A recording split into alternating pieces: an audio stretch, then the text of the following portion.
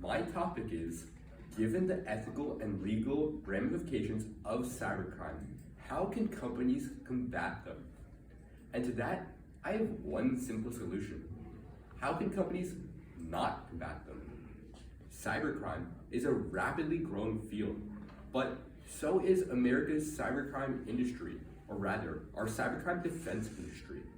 America participates in its defense activities heavily, but actually, let me step back there. We actually haven't participated in our cybercrime defense as much as we thought we would. According to Angus King 2020, we are down 470,000 cybercrime employees.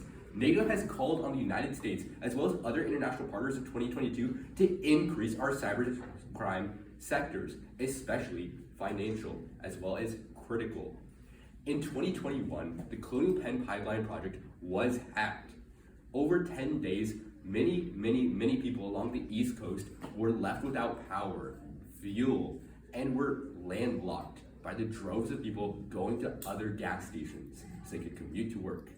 The entire local region was locked down. In 2021 as well, there was the Olmsburg, Florida hack of a water waste treatment facility.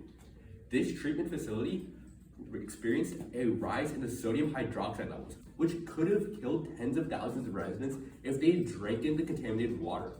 Luckily, there was the last line of defense, an employee with a watchful eye. However, let me step back there again. The employee with the watchful eye is not necessarily the last line of defense either.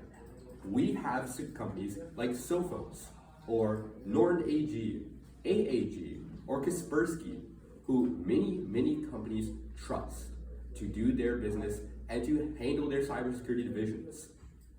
These companies, however, are not used by enough people. They are primarily used by large companies in combination with services provided by Amazon or Cloudflare, Microsoft or Google, who considerably control 80% of the internet through their trafficking handling. However, this is not enough to prevent state-sponsored hackers as well as malicious ransomware gangs who utilize the heartbeat bug or the Log4j exploit to breach these companies, breaching those aforementioned critical infrastructure sectors like the water plant, like the Colonial Penn Pipeline project. These can affect dams, they can affect healthcare and hospitals. Ransomware gangs have already attacked hospitals, especially those in Australia, which suffered major shutdowns. This is a threat to lives and it must be dealt with. How can it be dealt with legally and ethically? One simple solution: the Critical Infrastructure Securities Act.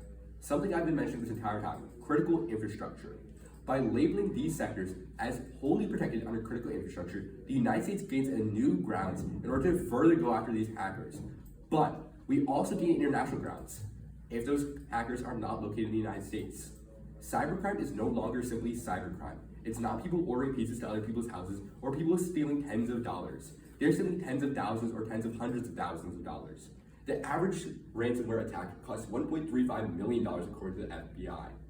If we label these industries as critical infrastructure and we create a separate division, that division is the most important. For those cybersecurity firms, the Nortons, the Sophos, the Amazons, and we make those sanctioned by the United States government, approved with a golden seal.